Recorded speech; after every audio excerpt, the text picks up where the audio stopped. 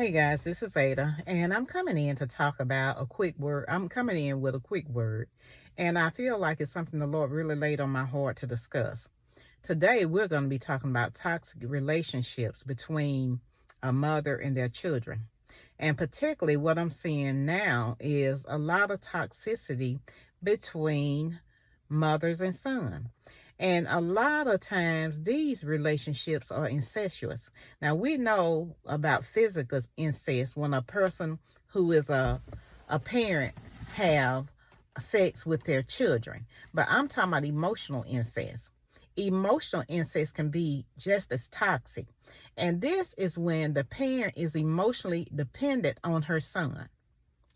Emotionally dependent, and they are enmeshed. And enmeshed is a term that we use in therapy to describe people who can't separate themselves from their mom or their dad. And it goes a little bit like this: I'm my mom and my mom is me. And that's really how it is. They're so enmeshed that the person may even take on the mom's personality, at times. So I came to discuss that.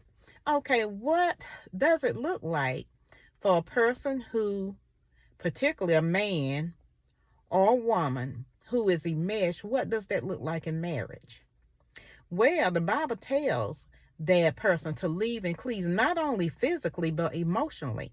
But the problem is, a lot of them will leave physically, but they don't leave emotionally. They never leave home emotionally because they're immature. They're still children. And these narcissistic parents keep them children. They can leave home physically, but mentally and emotionally, they are dependent on the mom or the dad. And that parent, that toxic parent, have fostered dependency. And most of the time, it's emotional dependency. People come back home, adult children come back home all the time because sometimes they feel like, okay, we can't make it out there. We need to come home for a moment, regroup, and go back. That's different. That's not what I'm talking about. I'm talking about when someone physically leaves home, but they don't have the maturity as an adult to maintain their emotional well-being, because they're so dependent on a toxic mom or dad. And with that being said, these types of relationships, or this types of toxicity, disrupts the marital union. It disrupts the marital union because the marital union is to become one. The husband and wife is to become one emotionally. They're to become a unit. But if you have husband or a wife who's still connected in an unhealthy way to their parents, they can never fully become one with their partner. And to me, it's an abomination. It's an abomination before the Lord, because the Lord, his will for marriage is for that couple to become one. You're supposed to leave your family and become one with your wife. Leave your mother's and father's house and become one with your husband. But you cannot leave and cleave if that toxic parent is fostering dependency. They keep that child, or that adult child is what I'm going to call them. They keep that adult child dependent on them emotionally. They will not allow that child to have any type of independence. Because for one, not only will that destroy the marriage, that will also destroy their own child. They will sacrifice their own child in order to get their own sick needs met. Maybe they're in an abusive relationship. It may be emotional abusive. And so they're not getting what they need from their husband. So they become emotionally dependent on this child. And it's normally one person that they target. And they suck the life out of that person, leaving that person hopeless and helpless, feeling helpless. And he's to learn helpless, keeping that person stagnant.